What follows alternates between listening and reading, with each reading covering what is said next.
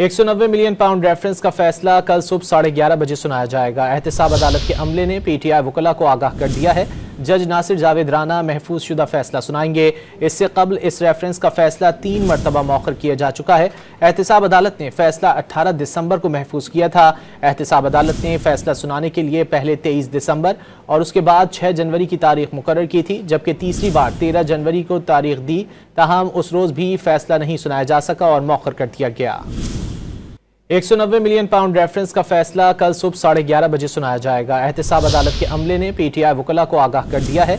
जज नासिर जावेद राना महफूज शुदा फैसला सुनाएंगे। इससे कबल इस रेफरेंस का फैसला 3 मरतबा मौखर किया जा चुका है। एहतसाब अदालत ने फैसला 18 दिसंबर को महफूज किया था।